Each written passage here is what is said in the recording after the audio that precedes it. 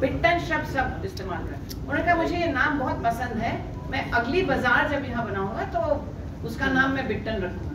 मम्मा ने सोचा ये मजाक कर रहे हैं, लेकिन नेक्स्ट टाइम वो जब बाजार बना तो उसका इनॉग्रेशन में उसका नाम है।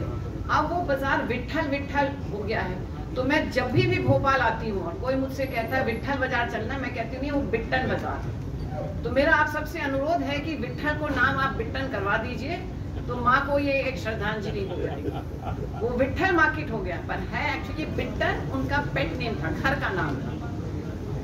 और मेरा आपसे निवेदन है कि जितने भी आप सवाल पूछ रहे हैं हमसे, उस किताब में 11 व्यक्तियों ने उनके बारे में, जो मेरे माँ के बारे में लिखा है, आप सबको पढ़कर आश्चर्य होगा।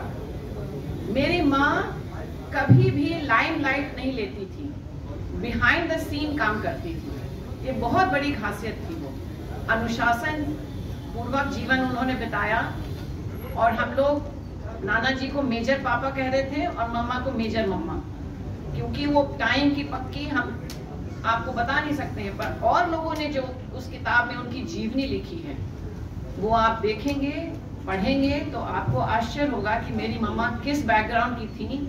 और आज तक सब यही कहते हैं कि दाऊ के बारे में तो सब जानते हैं, मम्मा के बारे में कोई कुछ भी नहीं जानता है। वो सेकेंड वर्ल्ड वॉर में पैदल आई हैं 6 साल की उम्र में, बर्मा से इंडिया। पैदा वो इंडिया में हुई थी, उनके नाना नानी बर्मा में रहते थे, बचपन वो बर्मा में थी और पैदल रास्ते से वो आई थी। और राजेंद्र मामा साहब के पिता शिवमोहन सिंह जी, जिन्होंने मेरे माता पिता की शादी ही कराई थी, उनको लेने गए थे।